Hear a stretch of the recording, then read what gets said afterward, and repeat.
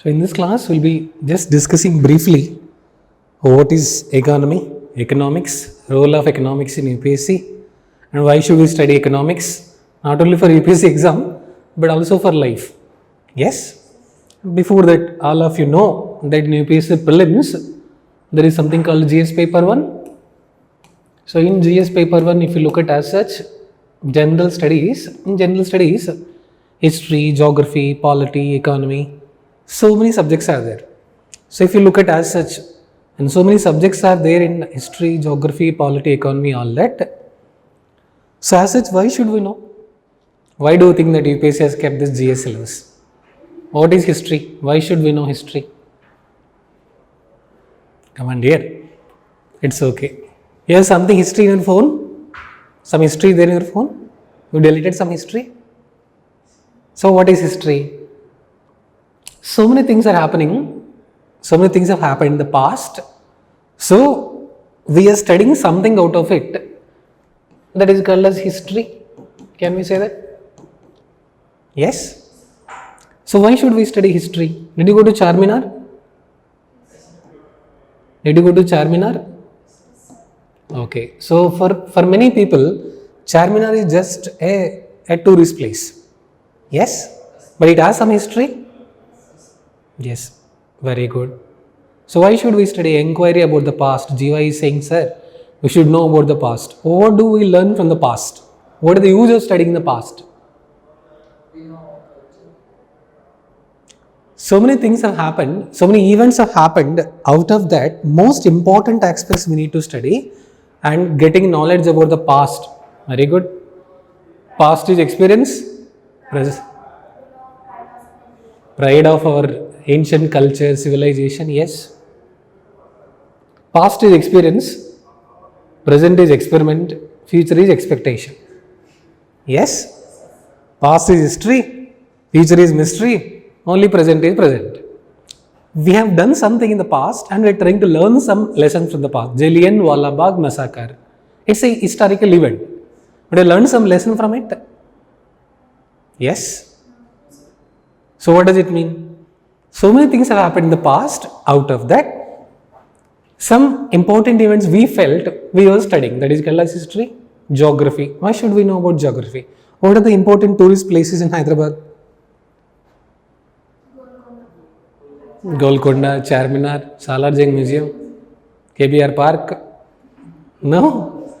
So geography will tell us resources which are available in a country. Meaning land, forest, water, resources, soils and so on. Yes.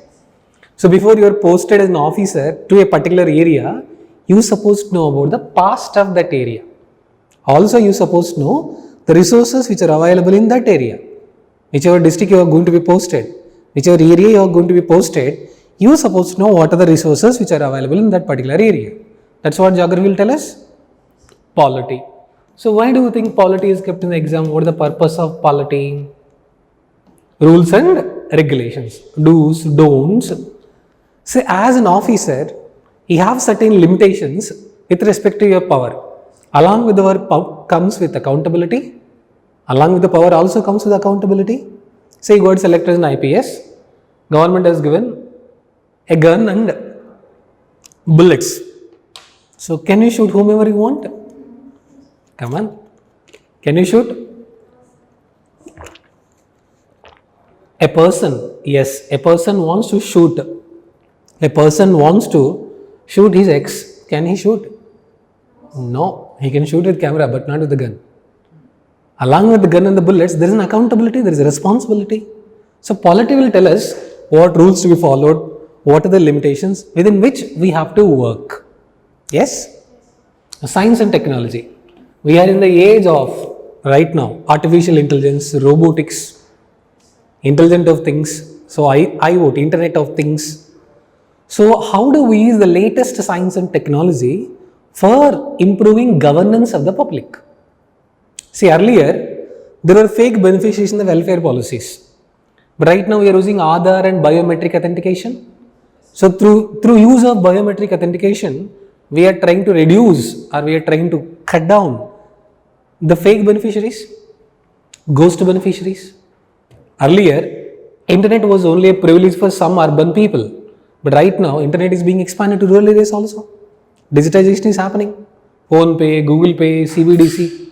So science and technology. How do we use the latest development in science and technology for improving administration? Now coming to economy as such. Forget about UPSC. In general, why should we study economy or economics? In simple, resources are limited, needs and wants are unlimited. How do we manage the limited resources available as an individual, as a family, as a group, as a government, as a society? That is called as economics. Can we say that? So what is population of India? Approximately 150 crores plus. Thanks to young people of India, they are increasing population year after year, year after year. Of course, young people are responsible for both production as well as reproduction. That's okay. Population is growing in geometric progression, but our resources are growing? No. So there is scarcity of resources. So how do you use this scarce resource available so that you can do some benefit to the society and to the people? That is called as economics. Take your own family. How many are earning in the family? Mother and father, brother, sister, or one or two. How many are dependent in the family? In your own family, 2 or 3 persons. Look at how family using the resources. Whatever father is earning, that limited resources, they are spending very carefully. Every month your parents are giving 10,000 rupees pocket money to you. Look at how carefully you are spending that 10,000 rupees. Yes, that is only is called as economy or economics. So tomorrow when you are posted to a district collector, for your district 150 crore funds are allocated to you, 200 crores are allocated to you. When those funds are allocated to you, how do we use them in the best possible manner for the welfare of the public? Yes, that is the reason why economy is kept in the exam. So through all this, that testing basic fundamental clarity. Suppose you have gone to a shopping mall, you purchase a dress. What all you consider while purchasing a dress? Come on dear. Quality. Online students reply. Did you do any shopping recently? For you or for anybody else? Okay, what all you consider? Quality, price, design, color, brand and so on. So but the dress cost is just 99,999. What will you do? What will you do? You don't want to buy. Why you don't want to buy? Durability. Sir, price is very high. Product may be good, price is very high. So when you will buy a product, when you feel value for money only you will buy. Come on. When you feel value for money only you will buy a product. Exactly. When UPSC is selecting a candidate, they are also looking at certain qualities in the prelims, certain qualities in the mains, certain qualities in the personality test.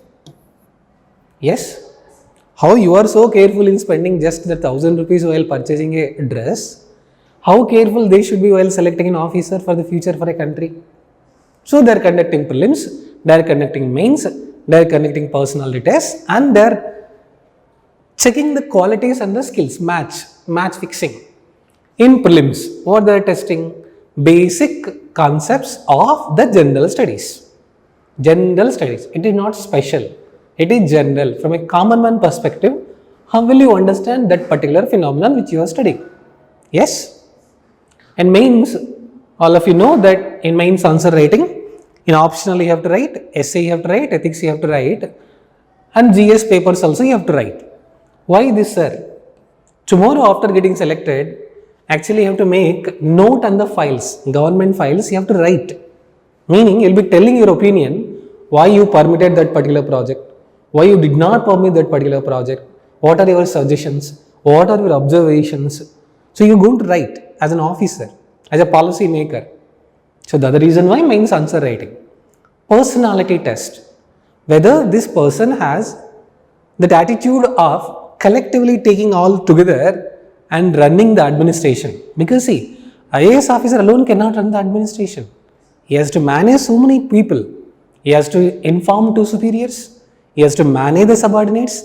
He has to coordinate with all of them. How good this team player is. See, who is responsible for a cricket team winning? Only batsman? Only bowler? All the team. So, as a government officers, together as a team, how you are going to work?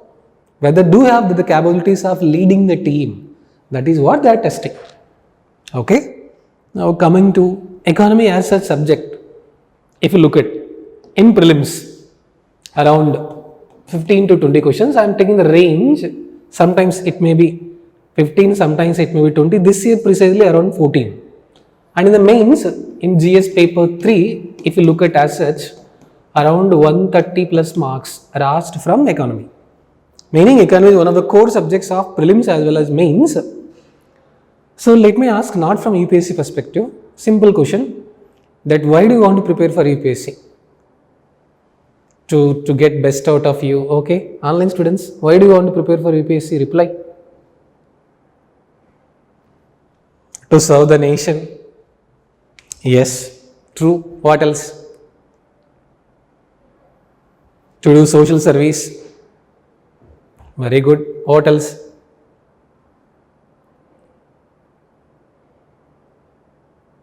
I am asking a simple question. Why do you want to prepare for UPSC? To serve the people. Sabka saath, sabka vikas, sabka prayas, Viksit Bharat. Okay, let me ask question this way. After joining this service, what are you going to get? After joining this service, what are the benefits that you are going to get? Dream, sir. Oh my God. Dream or dream girl, dear. Dream only.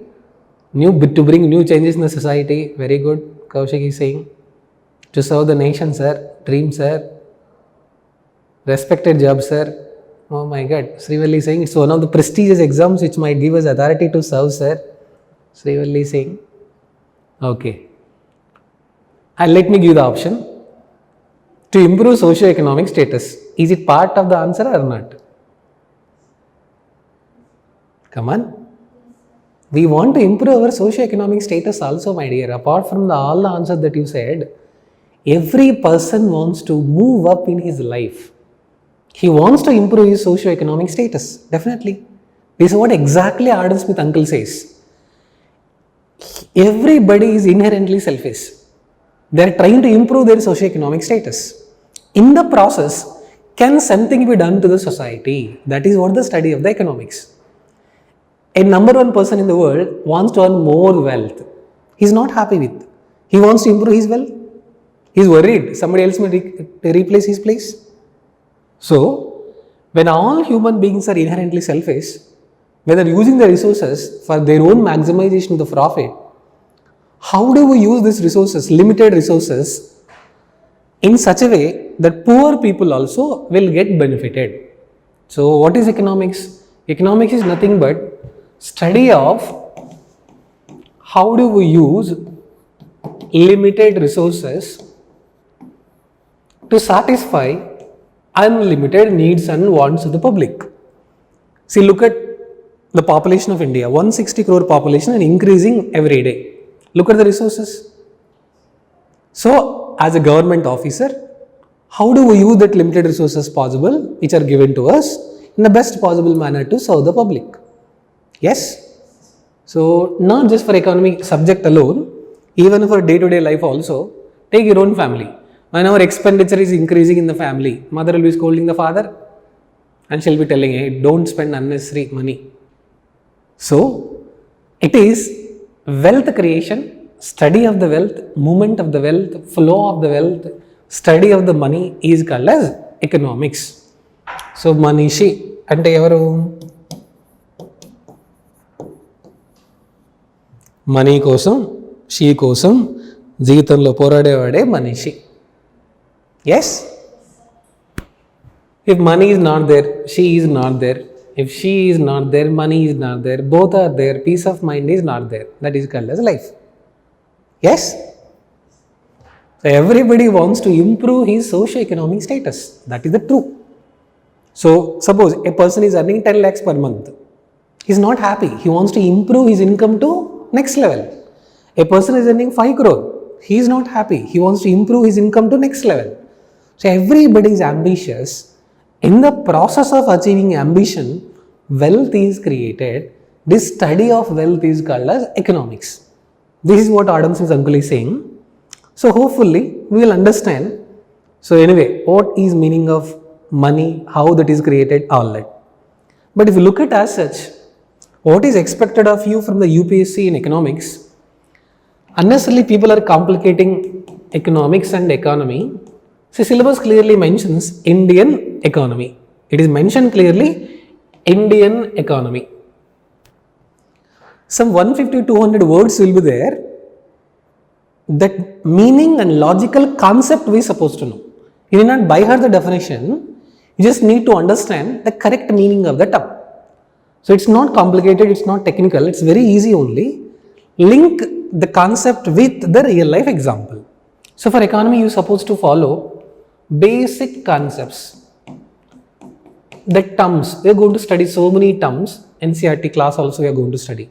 Demand, supply, cost, price, GDP, GNP, NDP, NNP, inflation, whatever, all that.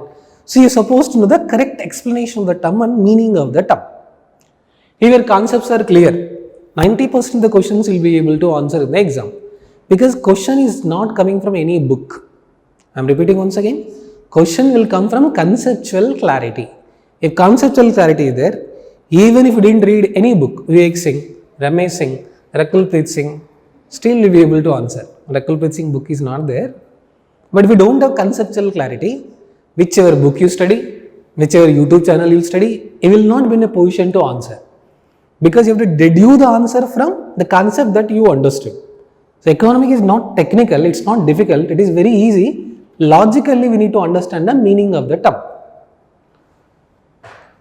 Plus, daily in newspaper, when you are reading current affairs, you will be coming across so many trending economy current affairs. When we say, for example, you have taken today's newspaper, yesterday's newspaper. Someone forecasted India GDP growth forecast to some number. This is the current update. So in the newspaper, when you are reading the terms, economy terms, you need to know the correct meaning of that particular term. Concepts plus trending economy current affairs, whatever is the trending economic issues which are there.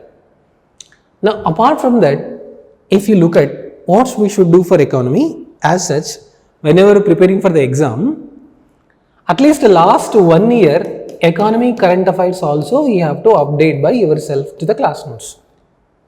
Meaning, for every topic you need to have basics, get the conceptual clarity, read regularly newspaper, at least last 1 year economy current affairs whatever are there, for that respective topic you have to cover. So this is the demand of the exam.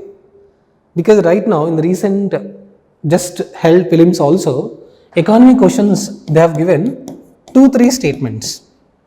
One of the statement would be concept. One of the statement would be current affairs. One of the statements should be current data also. Of course, no need to get worried. So many flowcharts, numbers, all that is not there. Because economics is not there in UPSC. Economy is there. Only application is there.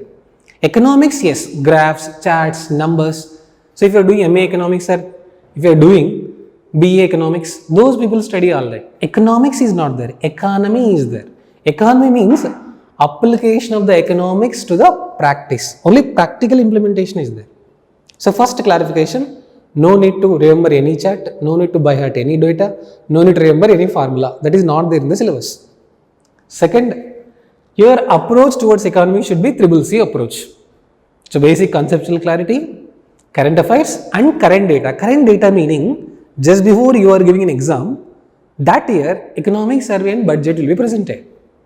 So you need to know the holistic understanding of that year budget, that year economic survey, that is called as current data. So this is what is expected of economy as such from the UPSC perspective. Okay?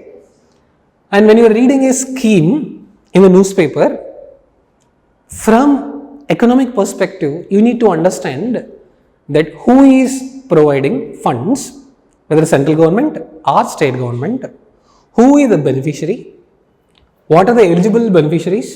Which is the nodal agency? Which department is responsible for that particular scheme? Sometimes any changes in the scheme. So this should be the focus when you are reading the newspaper and schemes. Okay. Now apart from that, if you look at economy syllabus as such, I'll just give the overview of the entire syllabus so that you will get a rough idea. After that, I'll be discussing some NCERT terms also, just to make you aware how questions are being asked, what should be our approach, how should we focus on. So for mains, clearly UPSC has given line by line syllabus. Clearly defined syllabus is there. Questions will come from that only as it is. In fact, they are picking up the question also from the line as it is. Inclusive growth, that is the line given in the mains. Direct mains question. India's growth is criticized as exclusive growth, critically examine. One more line is given. LPG reforms 1991. Direct mains question. Discuss the role of LPG reforms in growth of Indian economy. So main syllabus is clearly defined, line by line. We can guess the questions. 80% of mains questions we can guess from the syllabus as well as current affairs. Whatever is trending economy current update is there, from that we can guess the mains questions. So mains syllabus is clearly defined, and our expectation would be almost 80% would be correct in guessing, because that is the syllabus. From there only they have to ask the questions. But in prelims, if you look at, briefly one line is mentioned, economic growth and development in India, that's all. But if you look at previous questions, we try to come up with the broad outline of the syllabus. So the broad outline of the syllabus for prelims as well as mains.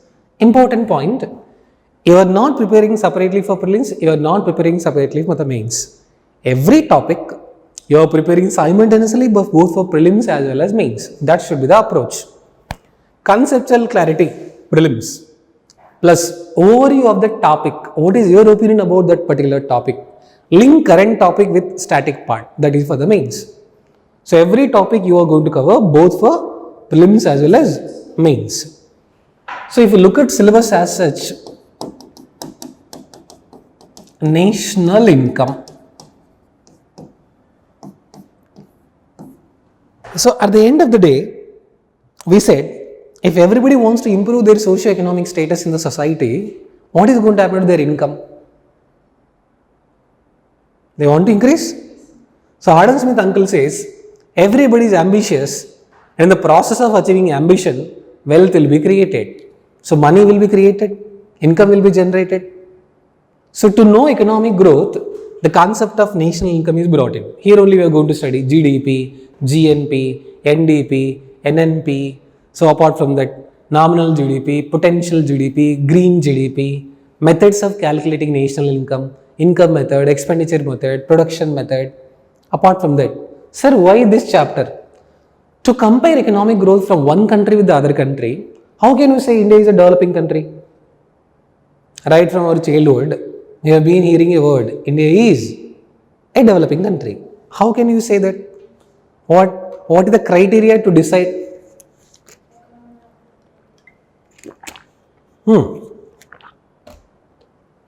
When you go to a relatives function, somebody is treated with respect, somebody is not treated with respect. Based on what they will give the respect? Their economic status. Real power is economic power. The more money you have, the more respect you get in the society. Simple. So the more income is generated by a country, that is called as developed. Per capita income is the criteria to decide a country as developed, developing, least developed. To calculate that, we need some parameters. That's the reason why concept of national income. So in this concept only we are going to study. Latest current affairs is $5 trillion economy, $26 trillion economy, Vikasit Bharat, inclusive growth, nominal GDP, potential GDP, green GDP, real GDP, changes that happened in estimation of national income from 2015. All this we are going to study in this chapter. Essence of this chapter is whatever resources that are available in our country, how effectively they are using, through which they are generating the income. Meaning, with the existing resources which are available in that country, how the income is being generated. Is it increasing? Is it decreasing? And what are the changes that happen? So that is the essence of this chapter called national income. Then one more syllabus, if you look at one of the examiners' favorite topic, inflation. Regularly, every fortnightly, you are going to read something in the newspaper. CPI, WPI, inflation, greedflation, stagflation, reflation, different terms are there. But in a common man perspective, why prices are changing? Why only some goods prices are changing? If prices are changing, what is the impact on common man? What is the impact on the seller? What is the impact on the government? What steps can be taken by the government to control it? So, who is the worst affected because of changing the prices? And what are the reasons for increasing the prices? Is it supply side reason? Is it demand side reason? Types of inflation we are going to cover. Cost push inflation, demand pull inflation, stagflation, reflation, greedflation. Don't worry, no need to know all these technical terms. We are going to cover in regular class. I am just giving overview of each topic so that you will get to know what all the terms are there. Then money, monetary policy. Why can't government give a money printing machine to each family? So what is money? What is types of money? How money is evolved? What is legal tender money? And latest RBI development, CBDC, Central Bank Digital Currency, animal money, token money, legal tender money, barter system. From there, how money evolved? Cryptocurrency, Bitcoin, how money is printed, how money is generated, how money is moving from one to others. The flow of the money, that's what we are going to study in this policy called as monetary policy. How money is printed, how money is managed, how money is circulated. The more money is changing, the more the trade is happening. The more the trade is happening, the more the wealth is generated. So that's the focus of this chapter. So apart from this, if you look at national income, inflation, monetary policy, so one of the popular prelims topic is banking. All of us are having a bank account.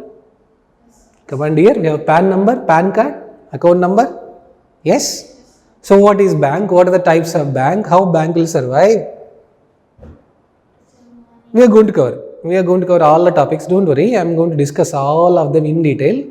Here I am just giving rough overview of all of them so that the resources, material of making money will be reduced there. Okay. Wait for some time. After giving overview, I am going to start the terms. Then we will discuss. Some people go and deposit money in the bank. Some people take loan from the bank. Some people just take locker in the bank. Yes. So as a financial intermediary, how bank is helping in management of the resources? You are having bank balance, 10,000 rupees is then your bank balance. So bank is giving this as loan to someone? No. Some people are coming and depositing money in the bank. Some people are coming and taking loan from bank. So how a bank is acting as a financial intermediary? So latest types of bank, developmental, commercial, cooperative, RRB. Current affairs is Paytm payment bank crisis.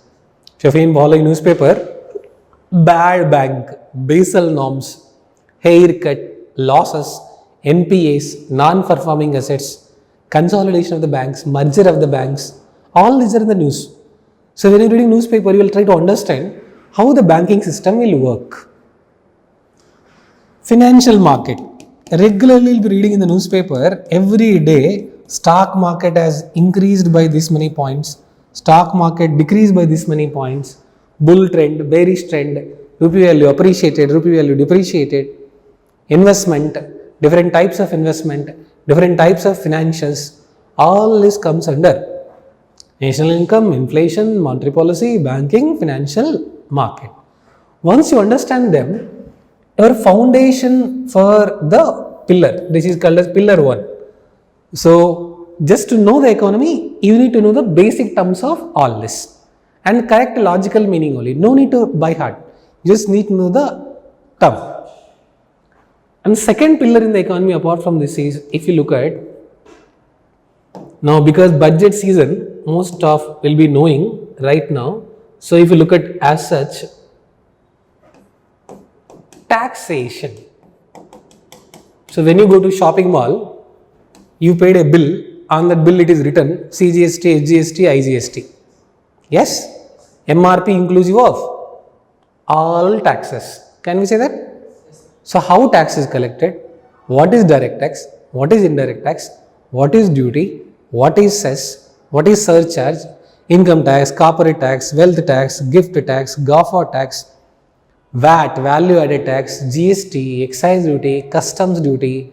All this we are going to cover in the chapter called taxation. How a government generates income from tax, how government is supposed to use that money for the taxes. So all that is basically the purpose of taxation chapter. Then fiscal policy. Fiscal policy meaning how do government use the taxpayers' money for the welfare of the public. So how government is using the public money for the welfare of the public. Public income, public expenditure, public borrowing, public finance. That is called as fiscal policy. See, Telangana government borrowed this many lakh crore. AP government borrowed this many lakh crore. Does not mean that this CM's personal debt. It only means that on behalf of the public government borrowed. So what does it mean?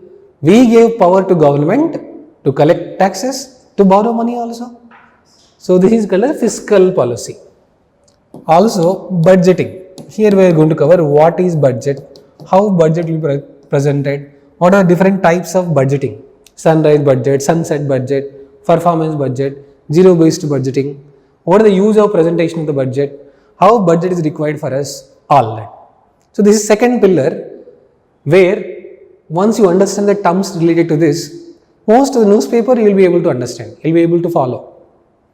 So next important aspect as such, if you look at pillar 3 in economics actually is external sector. External sector means we don't have all the resources available with ourselves, so we are importing certain goods from foreign country and we are exporting certain goods to foreign countries. What are major imports of India? Crude oil, gold, semiconductor chips, electronic items. Yes? So what are India's major exports? Come on dear, what are India's major exports? Spices, food processing, software enabled services. So why we are dependent on foreign country? Why imports and exports are happening? And why imports and exports as such are important? Why every country in the world is related with the international trade? So balance of payment, current account, capital account, imports, exports, all that we are going to study in external sector. So here only balance of payment. So apart from that, foreign trade. Regularly whenever our Prime Minister is going to a foreign country, we are trying to sign a trade agreement with the foreign country. What is the trade agreement? Why are you signing? What are the advantages? What are the challenges? All that. Then the newspaper will be reading so many international economic organizations, IMF, World Bank, WTO. So this is called as pillar 3. So external sector, BOP, foreign trade, international economic organizations. So after this, if you look at as such the syllabus, this is purely from mains perspective, but agriculture actually if you look at around 2 to 3 mains questions are coming from agriculture. So as such, if you look at agriculture itself is not correct, or as such if you look at agriculture purely mains topic. What's meaning of purely mains topic? So around 2 to 3 mains questions are being asked from agriculture, but overview of agriculture is required even for the prelims also. So apart from this, industry and investment models. So here only why certain areas are developed, why certain areas are not developed, what are the factors which we are going to influence industries. Take Hyderabad itself, only some areas industries are established, not all the areas. So the last module, priority wise, if you look at whatever topics we covered till now, poverty and unemployment. If you don't study all the previous chapters, finally you have to experience this chapter. Yes? If you don't study properly, you have to experience this chapter called poverty, unemployment. Why only some rich people are getting benefited? Why poor people are not getting benefited? Why inequalities are increasing in India rather than decreasing? How do we get people out of poverty? What are the various concepts of poverty? Relative poverty, subculture of poverty, absolute poverty. So, different types and different concepts and different methods of poverty. Then, planning and Niti Ayog. Now, regularly in the newspaper, planning is in the news. Niti Ayog will be releasing so many reports. So, what is this Niti Ayog? Why they are young? Niti Ayog recent report says poverty in India is less than 5%. Can you trust? Niti Ayog report says poverty in India is less than 5%. Can we trust? So what is poverty? What are the different methods of poverty? What is unemployment? Types of unemployment, seasonal, classical, technical, cultural. What are the government schemes launched, disguised employment, all that. Then infrastructure, roadway, railway, aviation. If you look at, and what are the various schemes launched by the government, PM Gati Shakti, National Monetization Pipeline, all that. So finally, service sector. So all these topics we are going to cover both from prelims perspective as well as mains perspective. So I just give overview of the entire syllabus just to know what is there in the economic as such. So economics is not there, economy is there. So microeconomics concepts you not remember at all, not there. Theories, graphs, charts, data, no. That is not in the UPSC syllabus. UPSC syllabus clearly says Indian economy, meaning how there is change in the Indian economy right from previous time to the current time. So what are the various changes that we brought in? So if you look at, just let me briefly read out: national income, inflation, monetary policy, banking, financial market, taxation, fiscal policy, budgeting, external sector, BOP, foreign trade, international economic organizations, agriculture, industry, investment models, poverty and employment, planning Niti Ayog, infrastructure, services. So I told you in one line answer in simple, why should we study economics, sir? Limited resources. How do we use the limited resources to satisfy unlimited needs and wants? So I will be explaining some NCERT terms.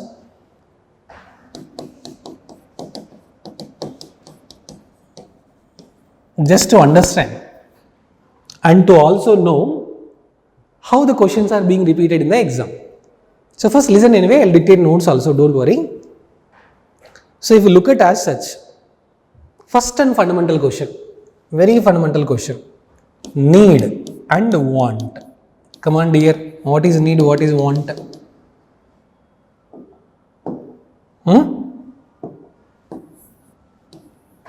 Sir, you said economics is making a choice among limited resources to satisfy unlimited needs and wants. So two statements are involved in this. Resources are limited. Agree? Everybody agrees? Time. Suppose God is giving towards extra time. What will you do? Towards extra sleep. Towards extra sleep. Time is limited, my dear. Within the limited time, what you have to do? Yes? 11 to 1. Option A, you can come to the class. Option B, you can see in the mobile phone. Option C, you can sleep in the hostel. Option D, come to the class and sleep in the class. No? Option A, you came to the class. So what does it mean? You made a choice. Come on dear, you made a choice. How to spend the time? Need is requirement, sir. Want is desired, sir. Okay. Sir, need is requirement, want is desired. Oh my God, Srivalli is saying. Okay, let me ask. Marriage, is it a need or want? Come on dear, marriage, need or want? Unwanted need. Water, need or want? It's okay, even it's wrong also you can tell, no problem. Needs are essential to survive. Want is desire of the individual. Okay, seems to be correct. The NCERT meaning of the want and need, now let me explain, you'll understand. Based on this concept only prelims question came. A person is feeling that he or she does not have something. Lack of something, lack of feeling of deprivation is called as need. Alternatives available to satisfy the need is called as want. I repeat, a person does not have something and he or she is feeling he or she does not have something. That feeling of lack of something is called as need. Alternatives available to that satisfy need is called as want. Sir, what is the meaning of this? You are feeling hungry immediately after the class is over. Feeling hungry is called as need. When you feel hungry, what are the options available to eat? Chapati, biryani, curd rice, ragi mudda. Yes? So different varieties available is called as want. A person does not have a mobile phone. A person does not have a mobile phone. A person does not feel, or a person feels that everybody is having mobile phone, he does not have mobile phone. That feeling is called as need. So what are the various options available for mobile phone?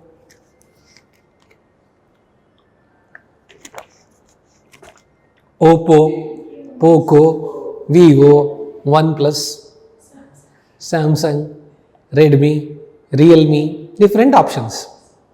Yes? Now, which of the following statements are correct? Statement 1. Need cannot be created, it has to be felt by the person. Need cannot be created, it has to be felt by the person. Yes? To satisfy the need, wants can be created. You are feeling thirsty. What are the options available to drink? Water, coconut water, buttermilk. Correct only? So understood? So a person does not have job. That is called as need. What are the various options of jobs available? Government job, private job, UPSC, APPSC, TSPSC, SSC, bank, railway, software, IT, all this. Understood? So this is called as need and want. Very basic meaning of the term.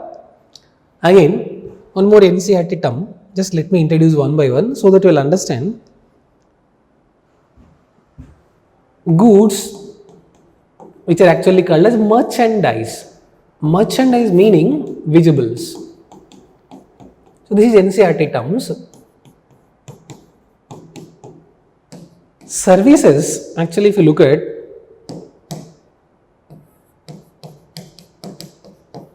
intangibles, NCERT term is invisibles.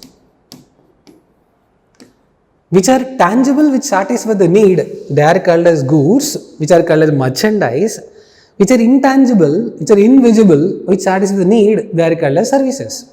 Sometimes both are separate, sometimes both are inseparable, sometimes both are interlinked. When you go to a restaurant, the way staff behaves with you is service. The menu that you order is a product.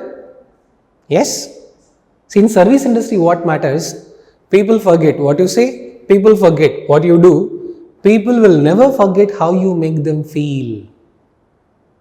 You have gone to a bank, you are just inquiring about education loan. Bank manager said, get lost, no loan at all. What is your perception?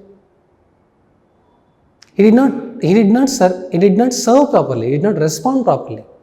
When you go to the other bank manager is saying, Madam, these are the different education loan available, but for UPSC as such there is no education loan, we cannot give it to you.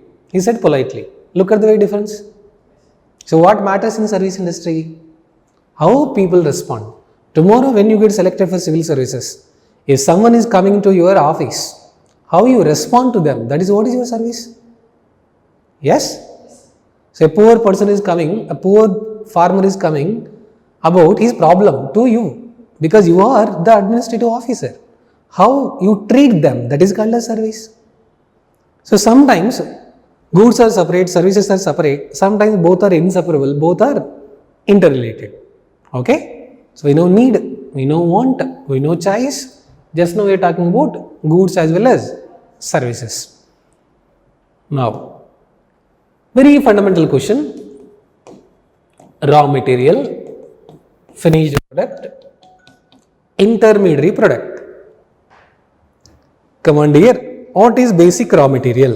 See how many days you can store the mango? How many days you can store mangoes? 3 to 4 days. Mango juice.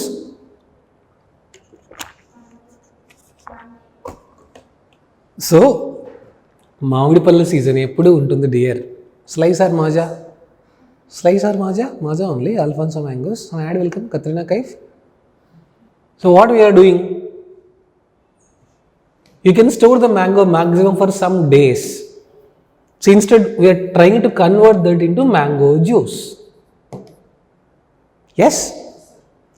Which is naturally available, that is called as raw material. We are converting that into finished product, final product, intermediary product, meaning it is in the stage of becoming the final product. It's not the final product alone. Intermediate. In 2 years, people will become idiots. That's why that is called as intermediate. Correct only? Not only 2 years. Before 2 years only, they will become idiots. Intermediary product. You have gone home. Mother is making chapati. Chapati is made with Pungi chapati rasyam. Ashirvad atta. So, chapati pindi maatrame tadipi pettaru. Finished product, intermediary product? Intermediary product. It is not ready for the consumption. It is in the process of becoming finished product. So, chapati అయిన తర్వాత తింటున్నారు. Then that is finished product. ఆ చపాతీ చేయాలంటే ఏం కావాలి? గోధుమ పిండి కావాలి. గోధుమ పిండి ఎక్కడి నుంచి వచ్చింది? ఆశీర్వాద్ నుంచి, గోధుమల నుంచి. గోధుమల నుంచి వచ్చాయి వ్యవసాయం. కరెక్టేనా? So raw material, finished product. So again every economy has to face 3 fundamental challenges.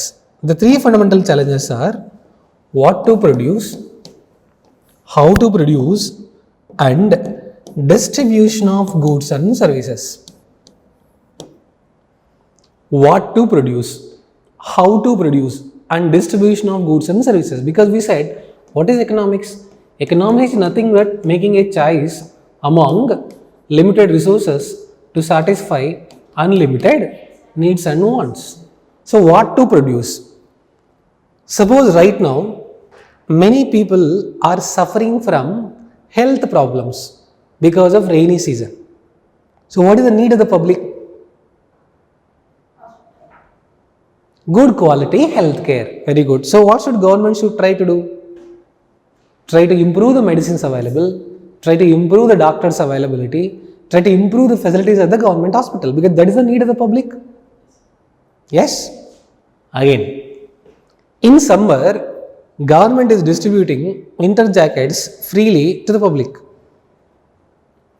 In summer, government is distributing winter jackets freely to the public. What do people think about the government? They'll think mad to gluk. Why? What is the need of the people? First you need to understand. Yes? So people are suffering from water problem during summer. So what is the need of the public? Government should supply the water. So what to produce? Identify the need of the public first. How? Only government will produce, or private will produce, or both will produce?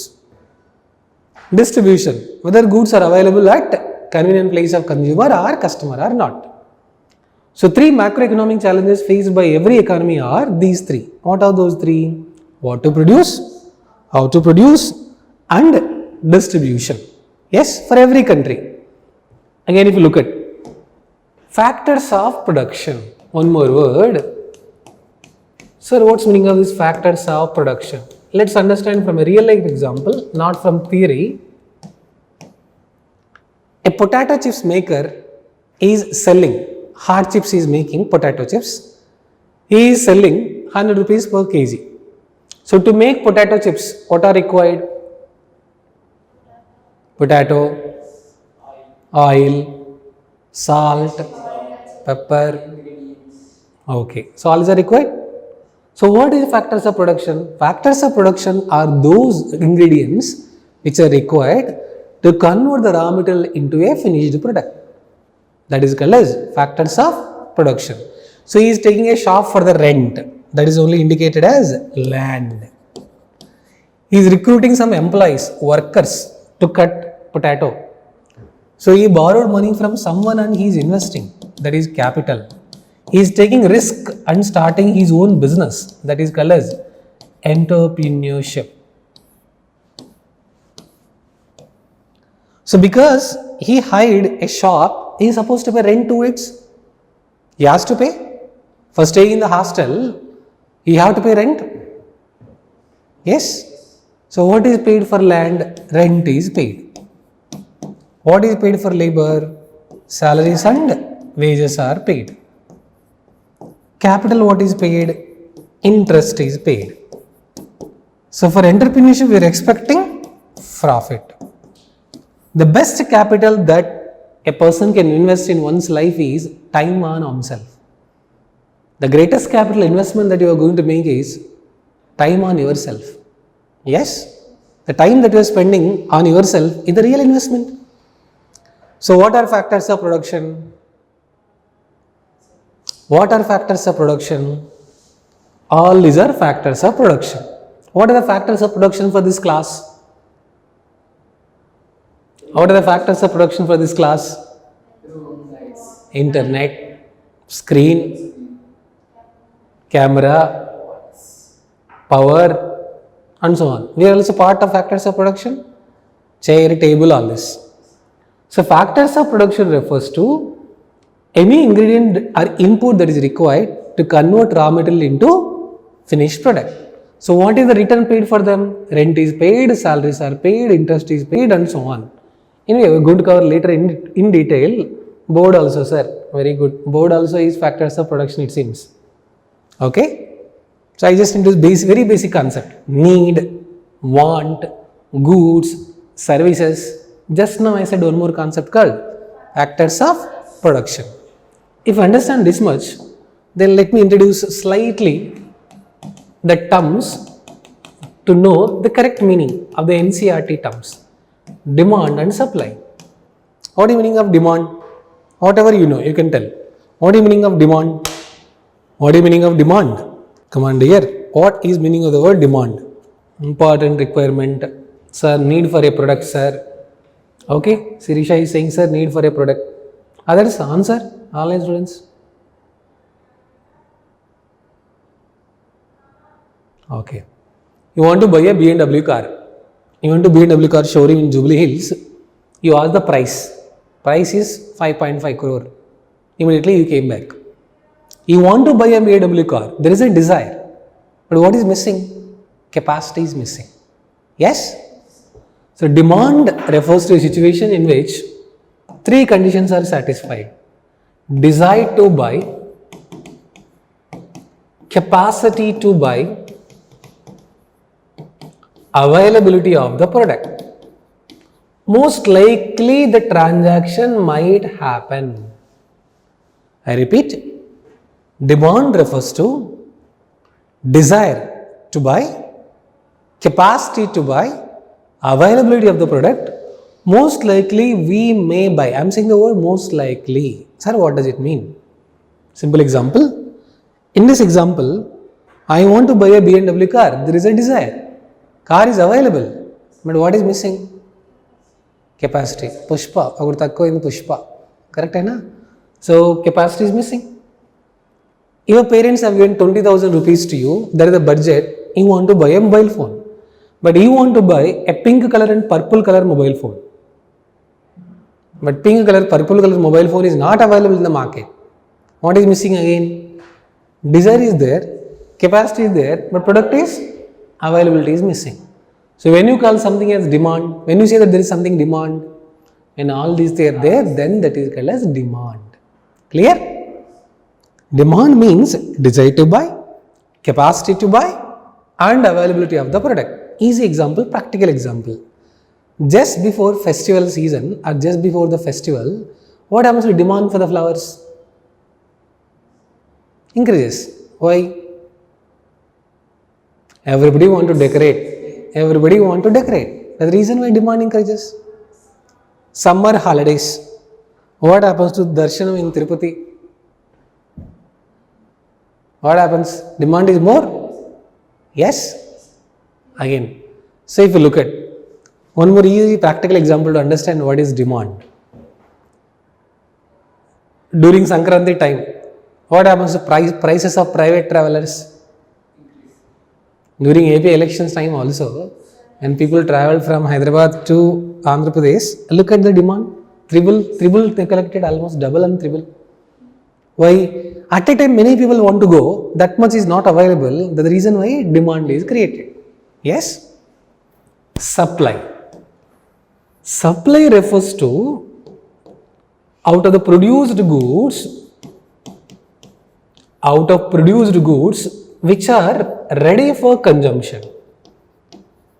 Now a farmer produced 100 tons of tomatoes.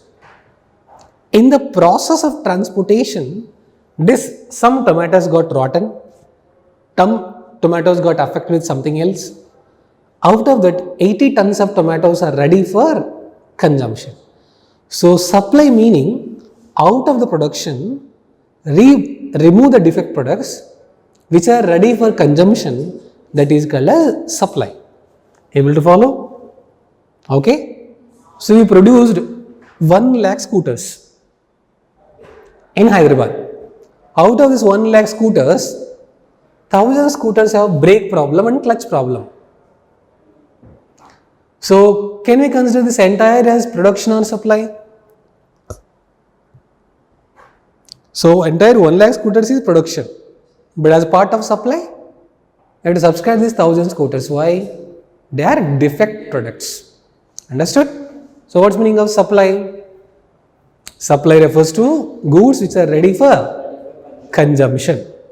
Up to this okay? Able to follow? So just let me discuss one more concept here. You will understand cost and price. So what is demand? Desire to buy, capacity to buy, availability of the product. What is supply? Ready for consumption. So if you know this much, based on these two, one very fundamental concept, cost and price, and why prices keep on changing. Cost refers to expenditure incurred on factors of production. What are the factors of production? Land, labor, capital, entrepreneurship. Afternoon time, you went to a restaurant, you ordered meals. So they decided the meals as 130 rupees, 150 rupees, something. How did they fix the price? Based on what did they fix the price?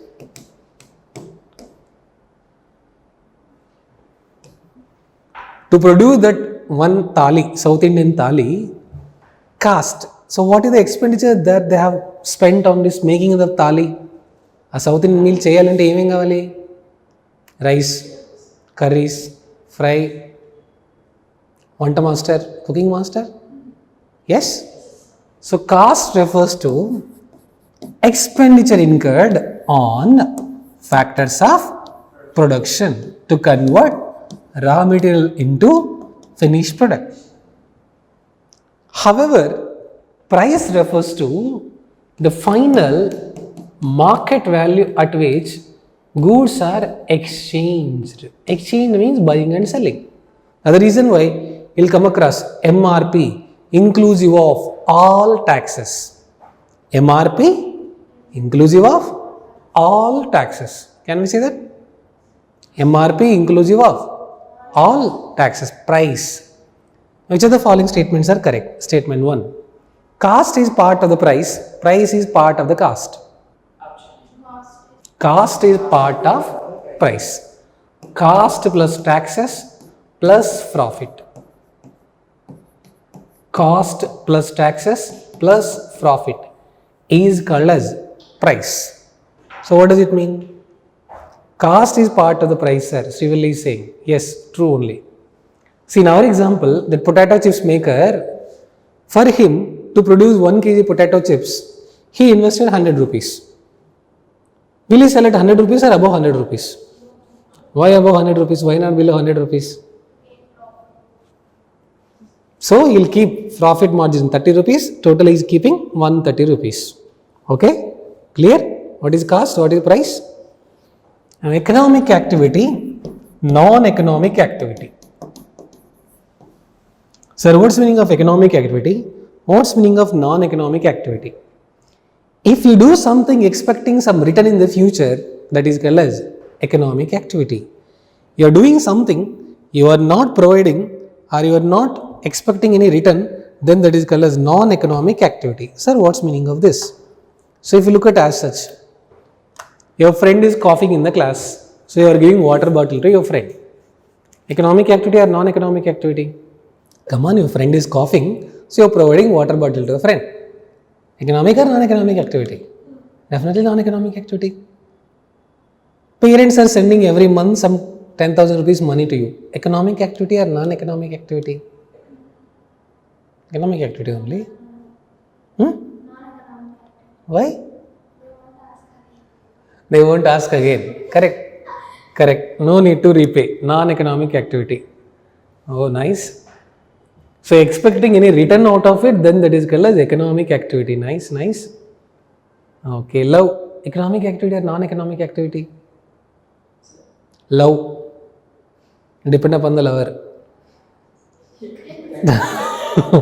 It depends upon the lover, sir. Oh my God. It's okay. At least parents' love. Parents' love is non-economic activity only. Yes, they won't expect anything, sir. So because they want us to improve, that's all. Nothing else. Sir, maybe economic activities are sometimes. Mammo. So it's okay. It depends upon the GF and BF, whatever. GF means good friend, BF means best friend. Correct only? So it's okay. Economic activity and non-economic activity. Coming to the class. Economic activity or non-economic activity? For me, definitely economic activity. For you also, it is economic activity only because you are expecting some return in the future. So you are attending the classes, you want to write the exam, you want to clear the civil services, and you want to get IAS, IPS, IRS. Yes? Expecting return in the future, dear. So what does it mean? It is economic activity. After class is over, while you are walking, someone met with an accident. You are offering some help to that person. You are helping that person. So economic or non-economic activity? Non-economic activity. One of your friends did not come to the class. That friend is asking you to explain what all happened in the class. You are telling, అయితే నాకేంటి చెప్తానంతా కానీ నాకేంటి. Friend is saying, biryani. Economic or non-economic activity? So that is the reason. Clear now? What is economic activity? What is non-economic activity? So if you just know this much, you will try to understand why price is not constant, why prices keep on changing. Prices are decided based on two fundamental factors called supply and demand. Interesting. Prices are not constant because prices are influenced by two fundamental factors, supply and demand. Just now we said, what is demand? Already we know. Desire to buy, capacity to buy, availability of the product. Supply, goods which are ready for consumption. Suppose supply is less, what is going to happen to demand? Demand is expected to be more. Then what's supposed to happen to price? Price is expected to increase. Can we say that? Again, supply is more. So what is expected of demand? Demand. What is expected of price? So this is called a price theory. In economics, in NCERT, it is mentioned price theory. It refers to price is influenced by two fundamental factors. What are the two fundamental factors? Supply and demand.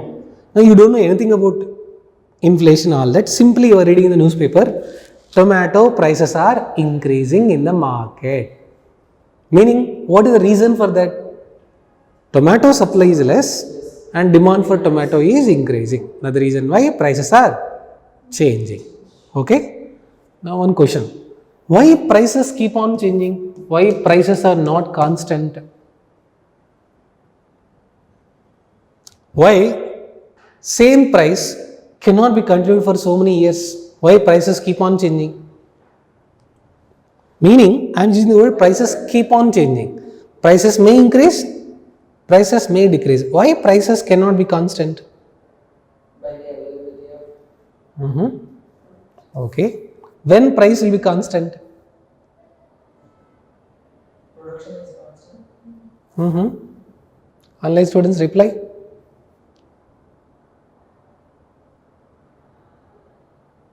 If demand and supply are equal, very good. Very nice. Srivalli is saying same thing. Sir, if demand and supply are equal, if demand and supply are constant, then prices will be same. True. What she said is true only. Why demand and supply are not equal? Nice. What Srivalli said is correct only. Because demand and supply are not constant, sir. I am asking question, why demand and supply are not equal? What is the reason? She is also saying same thing. Demand and supply are not constant, sir. Very good. Come on, dear. Why demand and supply are not equal? Simple logic. Come back to our fundamentals. Resources are limited. Needs and wants are unlimited. Resources are limited. Needs and wants are unlimited. Demand and supply will not be equal. Prices are not equal. So prices keep on changing. Clear? Based on this one fundamental concept only, the entire chapter inflation is there. Entire inflation chapter we are going to study only two things. Is price increasing, price decreasing? Is it because of supply? Is it because of demand? That's it. All come back to fundamentals only. But if you don't understand what is demand and what is supply, what is price, what is cost, you will just try to by heart it. That is not going to be helpful. Up to this okay? Clear? Which of the following statements are correct? Statement 1. Supply and demand can be sometimes equal. Supply and demand can be sometimes equal.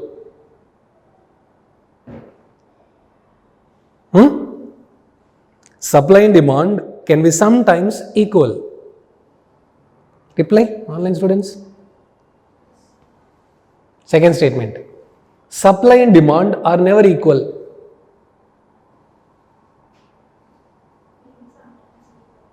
Maybe sometimes. So, in which circumstances? Theoretically, yes, dear, but practically, no. Theory we can argue, but practically, no. Yes. Sir, why? Just now we said resources itself are limited, needs and wants are unlimited. That's the reason why supply and demand are never equal. Supply and demand equal is an ideal situation, but in reality is different from ideal situation. Okay?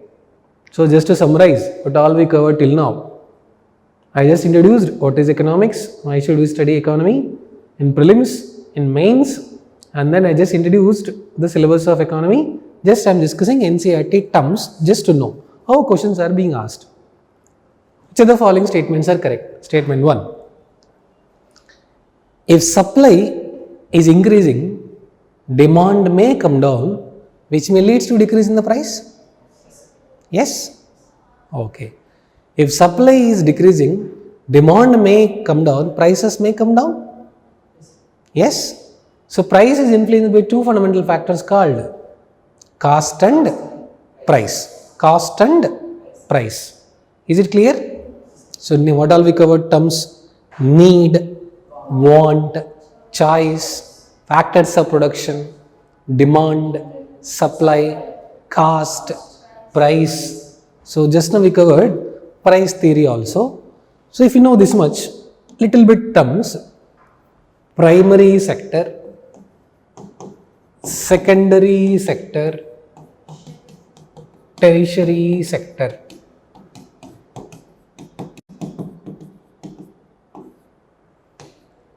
So we went to primary school? Come on dear, what did you study in primary school? A for Anushka, B for Vipasa, C for Selena. No, modern kids, మనం చదువుకున్నప్పుడు A for apple, B for bat, C for cat. Correct only? Primary sector. This year prelims, recent year prelims, very fundamental question is asked. They gave a table, map the following. Primary sector, secondary sector. Very easy question, direct question. Primary sector. Anything that is related to producing raw materials, exploration of natural resources, that comes under primary sector. So if you look at as such, we are sitting on the chair. The chair is made up of iron. Iron came from iron mining. So mining of raw materials comes under primary sector. So we are eating rice. Rice came from agriculture. Agriculture comes under primary sector. You are drinking tea, coffee. Anandam Bruto Arambam. Chakkati Anumbandaniki Chikkati Gemini tea. Complain boy. Milk. Milk is coming from animal husbandry. Animal husbandry comes under primary sector. You are writing in the notebook.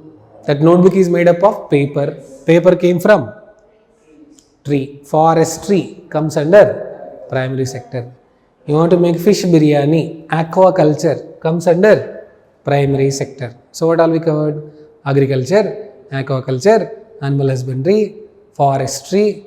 Just now we covered mining of the basic raw iron ore. All this comes under primary sector. Secondary sector. Something which converts basic raw materials into finished product. The process of manufacturing, the process of conversion is called as secondary sector. Meaning, the basic raw material we are trying to convert into a finished product. See, the chair made up of some basic raw material. We gave a design to it, we gave a shape to it, we gave a utility to it. So that is called as secondary sector. So you are wearing a dress, you are wearing a shirt. Shirt is made up of cloth. So cotton is the basic raw material. That cotton is polished, cloth is cut into pieces. Finally, that is ready for consumption. So shirt is the final product. Basic raw material is the cotton. The process of converting is called as secondary sector. Okay? We studied SSC also, secondary school certificates. Example can be and made for coir, and made up of coir. Yes, yes. So secondary school certificate, SSC. Correct only? Service sector. Intangible, invisible, which provides value addition is called as tertiary or service sector. Education, hospitality, banking, insurance, healthcare, all this comes under tertiary sector. So, India is primarily primary sector based economy in terms of livelihood. అంటే ఎక్కువ మంది జనాభా భారతదేశంలో వ్యవసాయ రంగం మీద ఆధారపడి ఉన్నారు జీవనోపాధి కోసం. India is primary sector based economy in terms of livelihood. However, India is primarily service sector based economy in terms of national income contribution. Meaning, out of total GDP that government of India is getting, majority is coming from service sector. However, majority of the population depend upon primary sector. Able to follow? So this is called paradox of India. Paradox of India because large section of the population depend upon one sector, small population is working on one sector, but income is different. So around 55 to 60% of the Indian population depend upon primary sector. Their contribution to GDP is just around 18%. 22% of the population depend upon service sector, but their contribution to GDP is around 55 to 60%. Yes? So this is called primary sector, secondary sector, tertiary sector. Okay? So as a country keeps on developing, the contribution of primary sector starts decreasing, the contribution of the remaining sector starts increasing. See why no farmer wants his son or daughter to do agriculture? What is the reason? Why every farmer wants to provide best quality education to their son or the daughter? What is the reason?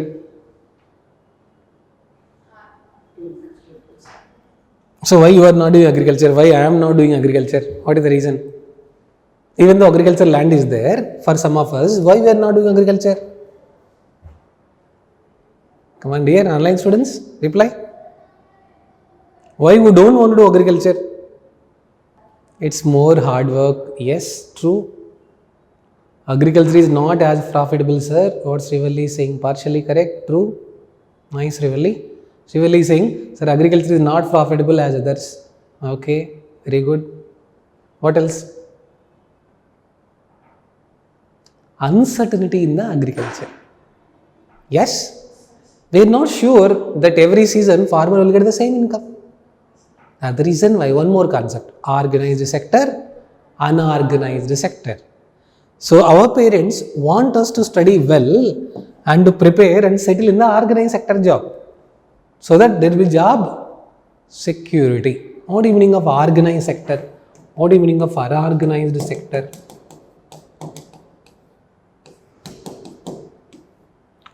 Organized sector means there is formal rules and regulations. There are defined rules and regulations. Along with that, there is a separate mechanism in which, if you look at as such, fixed salary, fixed working hours, social security benefits. Then we can call it as organized sector. Sir, what does it mean? Don't think that only government job comes in an organized sector. No.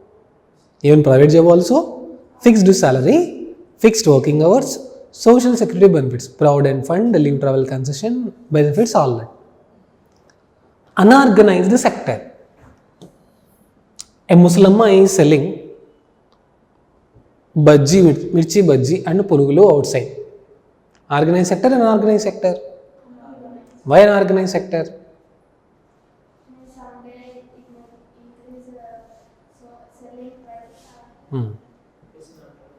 Not registered, no fixed salary, no fixed income, no fixed working hours. Okay?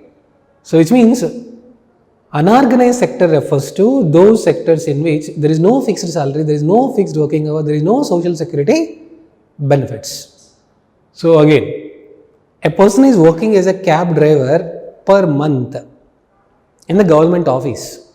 He becomes under organized sector. Whereas someone who is working in Ola or Uber comes under an organized sector. So here only one term in the news, in the newspaper, gig economy. Gig economy is a concept where the nature of the relationship between employer and employee is purely time-based. Time-based relationship only is there between the employer and the employee. It is temporarily and there is no fixed time frame. See, you booked a cab in Rapido. So the relationship between the driver and you is just only till the completion of the ride. That's all. Yes? And every month or every day he will not get the same amount. It depends on the number of rides he gets completed. So gig economy, informal nature of employment where there is no fixed salary, there is no fixed working hours, but social security benefits also are not there. If you are following current affairs, Rajasthan is the first state in India to introduce a bill which provides social security code for gig workers. Zomato, Swiggy, delivery boy, all this comes under gig economy. Up to this okay? Yes? Okay, before we proceed, if you have any doubts, you can ask related to anything. See, one doubt regularly students ask is, what books to study? My immediate suggestion is, don't buy any book right now, just wait for some time. You should become district collector, not book collector. Yes? Market books are so bulky and they are dumping so much of unnecessary pages. Out of that, only what is relevant for the exam only we need to study. So my suggestion is, as far as possible, rely on your class notes and current affairs, that's more than enough. But still, if you want to read something, if you want to buy something, you can opt for one thing. NCERT, Indian Economy, MacBook. Microeconomics is not there in the UPSC syllabus at all. Last 10 to 12 years, not even one question is asked. Economics is not there. Economy is there. Indian economy. So you should not read all the charts, diagrams, formula. No, that is not for you. That is for economist. This is for economy. So you can study NCERT Indian Economy MacBook, NCERT Arihant Publications. See what they have done, they have taken all the NCERT books. Out of that, what is relevant for the UPSC, summary is provided in this book. So NCERT, Indian Economy, Mac book it's called as Arihant Publications. So this can be a better source. Now apart from this,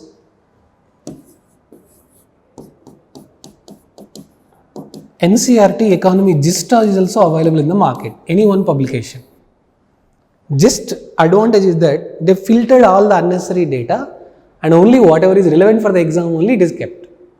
So you can if you want, you can take any of these two. NCERT Indian Economy MacBook by Arihant Publications or NCERT Indian Economy Gist GIST. So this book I posted in my Telegram channel. This is my Telegram channel. So you can just download NCERT Economy Gist. Anyway, I am going to post once again also. So this is my Telegram ID. Vishnu sir, IAS Educare. Every day I am posting economy updates as well as current affairs update. So today also I'll repost once again NCERT Economy Gist. So when you are free, you can just go through it. So you can just have a glance through. Sir, should we take Vivek Singh, Ramesh Singh, Raghulpreet Singh, all these things? Right now, no. Don't be in a hurry. Because you will not understand what you are reading. Suppose a particular chapter is over in the class. Then if you read, you will understand. But without knowing the basic concepts, without knowing the terminology, if you purchase a book and if you try to read it, unnecessarily they'll create so many complicated things. See, authors are good at making simple things complex. That's the reason why they are called as authors. Teachers are supposed to make complex things simple. That's the reason why they are called as teachers. Yes? So, I am not saying that you should not read any book at all. This is not the right time. Once, as your preparation starts, some topics are over, then you are understanding, then you can refer any one of the book. But how I will select the books? Look at all the books in the market. Whichever has least number of pages, select them. Not the high number of the pages. Whichever book has least number of pages. Sir, why? When book is so bulky, don't think that it is standard. Definitely not. If size matters, elephant is supposed to be the king of the jungle. But lion is the king, but not elephant. Smart work matters, my dear, but not hard work. Yes? So, you have read 100 pages, you got one question. That's not smart work. You read 60 pages, which are relevant for the exam. Cost time analysis, cost effective analysis. Yes? So, whatever market books are available, every book, every chapter, every page by page, not relevant for the exam, no dear. Only which are relevant only you have to consider. How do we know what is relevant or what is not relevant? Once the classes progresses, once 2-3 chapters are over, you will understand. Okay. This is what is the examiner's approach, this is what is our approach, this is what we are supposed to do. Sir, can you please tell us which chapters we have to go through in NCERT 6 to 12th? Actually speaking, all the chapters you should read a casual reading. I am not saying studying. Dear, I am not saying studying, I am saying reading. There is a difference between reading and studying. What is reading? Newspaper, you are casually reading. You don't want to remember anything, but still you remember something. So, if you give NCERT 6 to 12th, casual reading, that's more than enough. You don't want to remember everything, you don't want to recollect anything, you just need to understand the terms, that's it. See, in intermediate mathematics paper A, paper B, we solve so many complex equations, derivatives, calculus, 150 out of 150, correct only? But to solve that, basics were whatever you studied in the previous school. Addition, subtraction, deletion, modification, multiplication. These are the basics. So, if basics itself are not there, how will you solve those problems? So, NCERT 6 to 12th, if you want, you can read, are those terms only are available in all this book. Just give a casual reading. When I say casual reading, your objective is not to remember it. Your objective is just to go through it, just to know. As a common man, because you love reading, you are just reading it. That's all. Okay? So, ideally, every class I am going to start always with NCERT basics. In fact, first 20 hours or so, we will be covering all the NCERT terminology. So, in the regular class also, we will be covering all the NCERT terms only. Whatever just now you asked, 6th to 12th, Backside glossary will be there in every NCERT book. The terms only we are going to explain. I am going to explain. After that only we will go to the actual syllabus. So that when you actually start the syllabus, you will understand the link. You may be economics background, you may not be from economics background. Irrespective of whether you are a commerce graduate, economics graduate, or a BTech graduate, or a tech graduate, it does not matter. Everybody should get familiarity with the terms. That's the reason why actually we are going to first discuss all the NCERT terms. Logically we are going to understand the concepts and then we are going to start the actual syllabus. So right now my suggestion, don't be in hurry to purchase all the books available in the market. So if you want, you are increasing profit margin of bookshops. Right now just have patience, don't be in hurry to jump. Okay? So again, if you look at, sir, should we take any market material? See, every market material is cut, copy, paste only. Most likely, whatever they felt which was relevant, they have done cut, copy, paste from remaining thing. Almost every market material is same only. Only thing order might be changing. So this is not the time to read the market material. For example, if you take normal economy books, just some 1500 pages are there, bundles, only 3 bundles.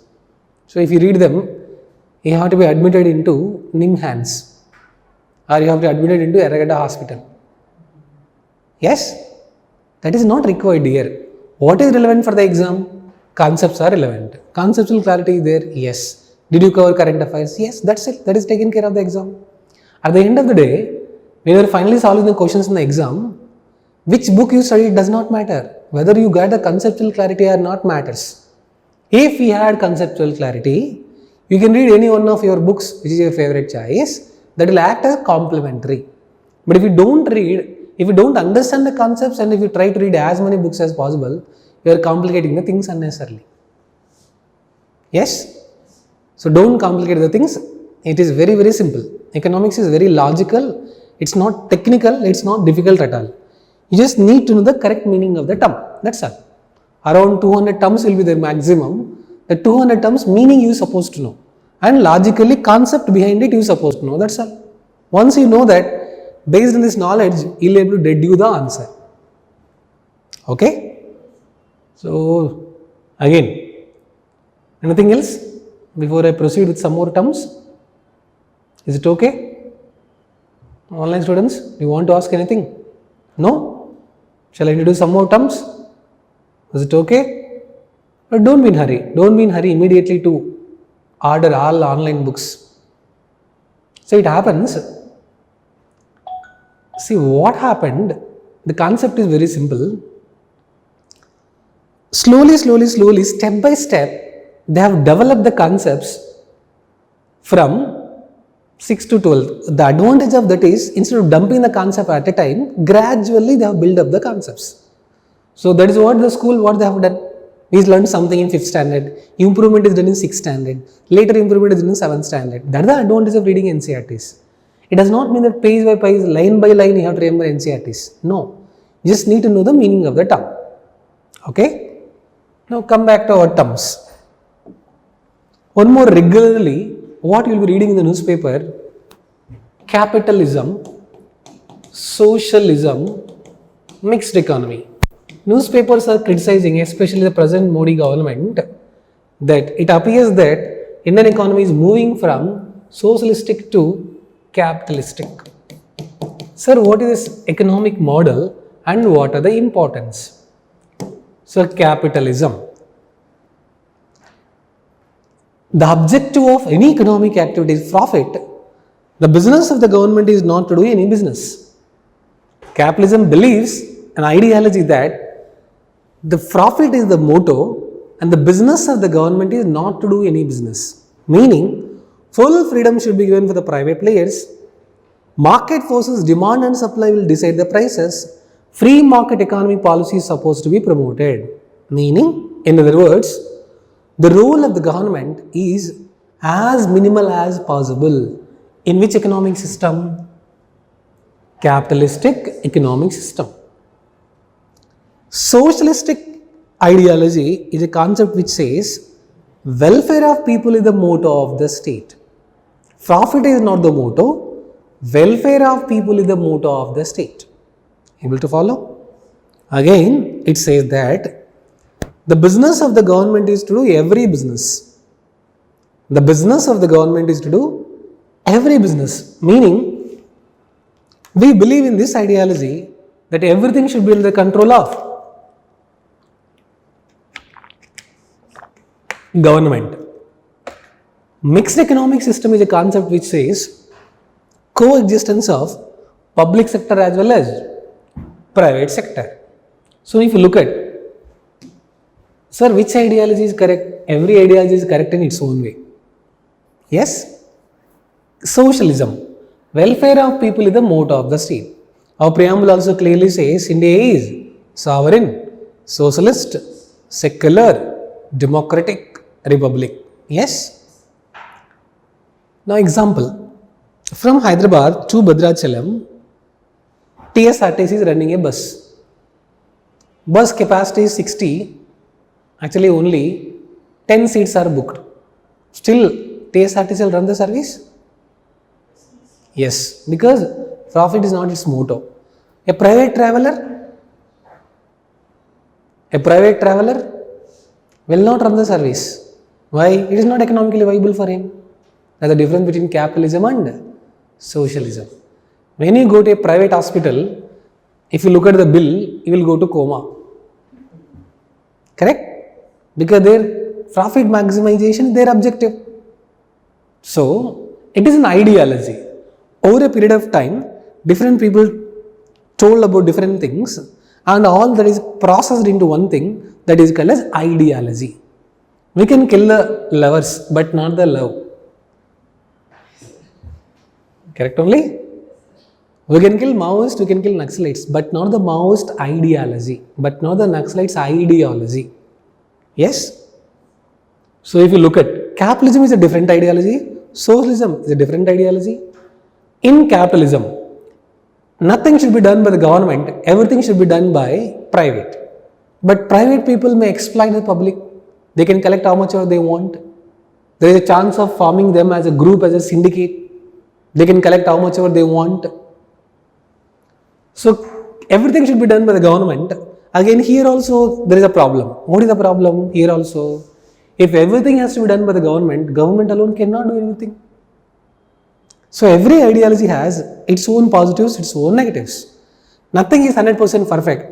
But it's combination of both positives as well as negatives. That is what is required. కట్నం ఎక్కువ వస్తే ఎవరు కట్నం ఎక్కువ వస్తే వాళ్ళని పెళ్లి చేసుకోవడం, that is called capitalism. Yes, first సంబంధం 20 కోట్లు, రెండో సంబంధం 30 కోట్లు, మూడో సంబంధం 50 కోట్లు, ఫైనల్గా ఎవరికి ఇచ్చేసాం? Contract is awarded to 50 crores. Capitalism. కరెక్టేనా? సో అంటే ఏంటి?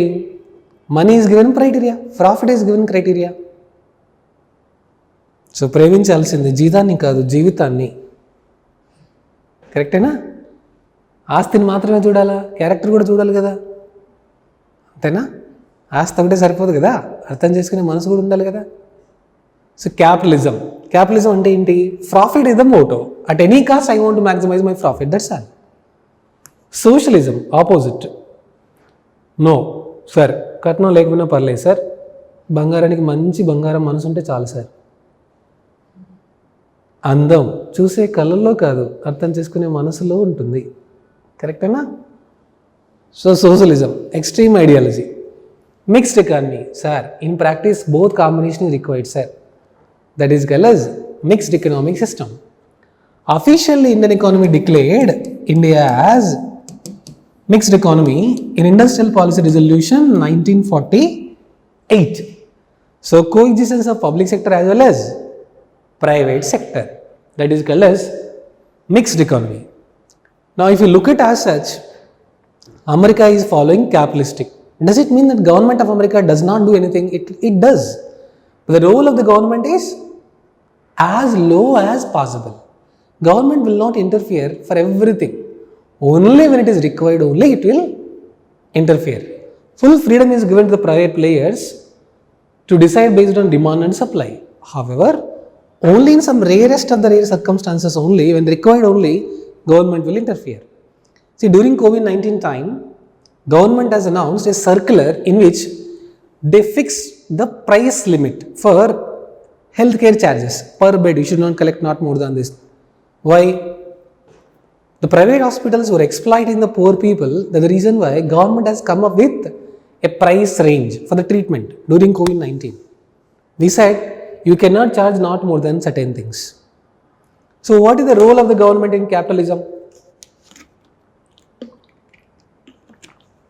Minimal. What is the role of the government in socialism? Maximum.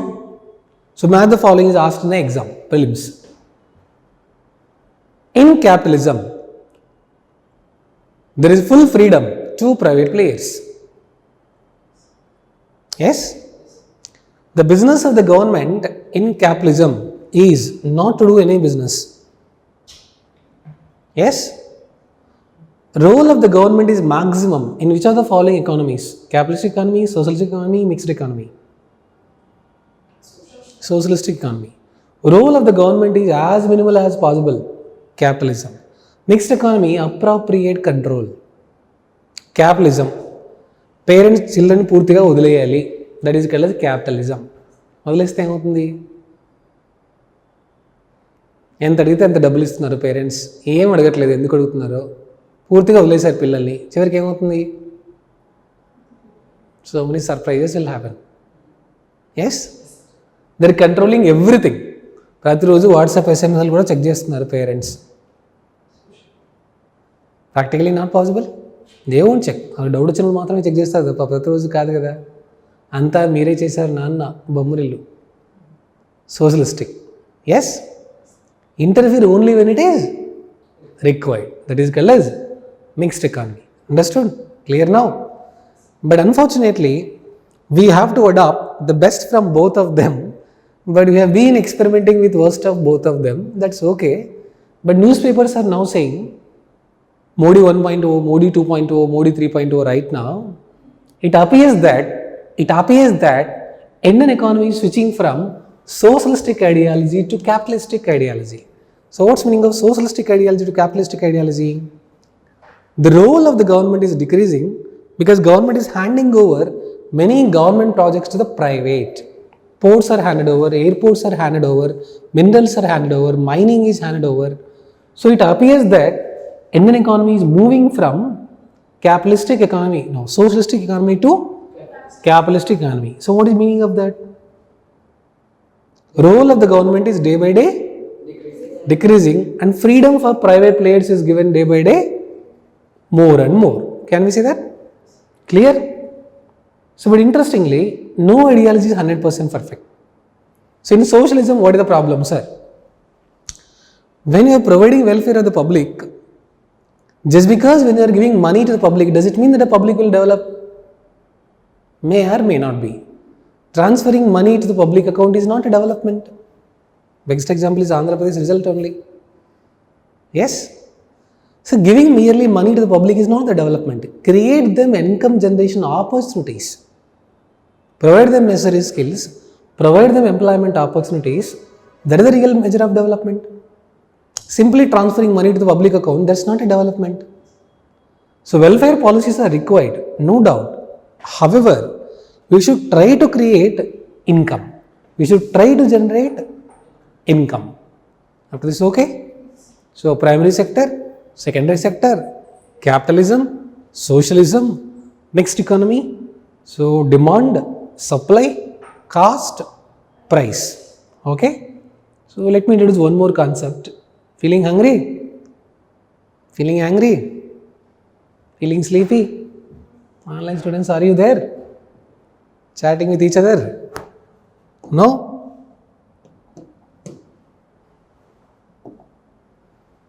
Sir, what is the meaning of the word market? What is the NCERT definition of market? What is the meaning of the concept called market? What is the meaning of market? Vegetable market, fruits market, fish market. What is the meaning of market? Come on, dear, reply. What is the meaning of market? Come on. Along with your mother, you have gone to vegetable market? So what is the market? What is happening in the market? Very good. A place that buying and selling takes place, that is called as market. This is common one definition, our understanding. What is NCERT concept of market?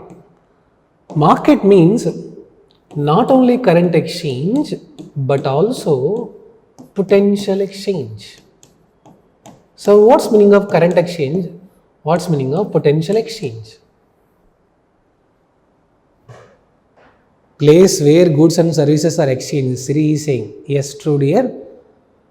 Market is a place where goods and services are exchanged. I am using two words, current exchange as well as potential exchange. You and your friend, both of you have gone out to purchase a handbag. To purchase a handbag, you have gone out. Actually, you like particular dress also along with the handbag. But you didn't have money, you don't want to buy. But your friend purchased handbag. So current exchange is happening in case of handbag. Spot payment is happening. But you might buy the dress in the future. You're the potential buyer. So current exchange means the buying and selling that is taking place right now, and in future also they may buy. So take your own example. Amazon, Flipkart, Meesho, Myntra. You add so many goods into the cart. Why are you adding so many goods into the cart? What is the meaning of that? You can buy later. You are the potential buyer. So market meaning current exchange as well as potential exchange. What we are buying right now, what we buy in the future. Okay? So again, exchange of goods as well as services. Perfect market, imperfect market. Perfect market is a concept which says that the market in which demand and supply is equal. So an uncle J.N. Keynes, he gives this concept called perfect market. He said that perfect market is an ideal market where demand and supply supposed to be equal. He is saying ideally in the market demand and supply should be equal. That is called a perfect market. Now do you really think so? Real life market is perfect market? No. It is utopian concept. Utopian concept means it is not real. It is an ideal situation, but it is not a real situation. Yes? So perfect market means an ideal market in which demand and supply is supposed to be equal. Rama and Sita were the ideal couple. Why they were the ideal couple? ఆర్యభట్టల బంధం అంటే అలా ఉండాలి. So రాముడు అడవులకు వెళ్తే సీత కూడా వెనక్కి వెళ్ళిపోతుంది కదా, అడవులకు వెళ్తుంది కదా. మాడండి సీత అట్లా వెళ్తుందా? హస్బెండ్ జైలుకి వెళ్తున్నాడు, నన్ను కూడా జైల్లో వేయండి అని వైఫ్ వెళ్తుందా? లేదు కదా. సో అంటే ఏంటి, compare to the ideals, how far we are near to it. Yes. So ideals may not be followed, but how far we are near to the ideals. Yes? So real life market is never a perfect market. Real life market is never a perfect market because demand and supply will never be equal. Imperfect market, where the market in which demand and supply are not equal, that is called as imperfect market. So in imperfect market again different terms are there: monopoly, duopoly, oligopoly. Monopoly, only one seller is there and many buyers are there. The market in which only single seller is there, then we can call it as mono. Mono means single. Monopoly, market is dominated by only one player. If market is dominated by only one player, that player can collect how much of charge he wants. He can exploit, he can loot. In your village, only one hospital is there. They are charging how much ever they want because there is no competitor. Duopoly, duet ice cream, duet song, dual SIM card, dual means two people. So duopoly, at least two sellers are there, many buyers are there. Oligopoly, some sellers are there, many buyers are there. That is called as oligopoly. O-L-I-G-O. Oligopoly. Now, which of the following statements are correct? Statement 1. Real life market is always imperfect market. Real life market is always imperfect market. What is meaning of this? Real life market is not a perfect market at all.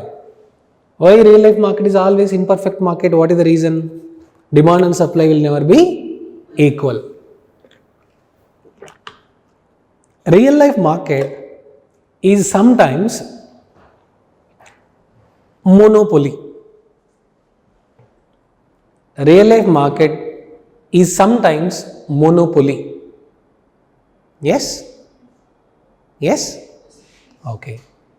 Real life market is always similar to oligopoly. Real life market is always similar to oligopoly. What is wrong in the statement? Anil is saying false, sir. Real life market is always similar to oligopoly. What is wrong in the statement? Someone reply. Siri, Srivalli. Real life market is always similar to oligopoly. What's meaning of oligopoly? Some sellers and buyers. So what is wrong in the statement? Real life market is always. What is the keyword? Always. Real life market is generally similar to oligopoly, not always. Always students are listening to the class. Always students are listening to the class. What are you talking, sir? From starting itself we are not listening. No. Always lovers get married to each other. ప్రేమించుకున్న వాళ్ళతో పెళ్లి చేసుకుంటారా? కాదు కదా, ఇద్దరికి clarity ఉండాలిగా. So always is the statement which is wrong. Okay. So this is overview of economy syllabus, and as such some NCERT basic terms, sources and so on. So about me, my name is M. Vishnu Reddy. I have been teaching economy for UPSC for last 10 years. So I teach in Hyderabad, Chennai, Bangalore also, apart from Delhi. So if you look at, I'll try to make economy as interesting as possible. You need not worry, but you need not have that fear about economy as such. So first I will be explaining for every topic static current at the same time. Only thing after our classes, you just need to update and current affairs, and you just need to try to solve the previous MCQs. Okay? And I am posting every day. I told you already, this is my Telegram ID. I am posting daily current affairs update also, economy updates also. So when you are free, you can join once. Vishnu sir, IAS educator. This is Telegram ID. I will post once again that NCERT gist book also, so that you can just go through it roughly. Hope so I entertained you today's class. Feeling sleepy? No, didn't sleep. Afternoon time didn't sleep means good only. Online students, feeling sleepy? Feeling hungry? Feeling angry? No sir. Eating and we are listening to the class. So it's okay, see, don't be under the impression that you have to by heart so many things for the exam. No. UPSC is based on understanding rather than by hearting. So hopefully, so next class whenever we start, actually I'll start with the NCERT terminology only. Slowly NCERT glossary terms I'll be covering. Basic to the advanced. After the terms are over, then we'll start actually the original syllabus. National income, inflation, monetary policy, all that. Okay? Thank you. Nice acting. I'm not acting. You didn't act only. You answered very well. So have a nice day. So see you in next class. Okay? Thank you.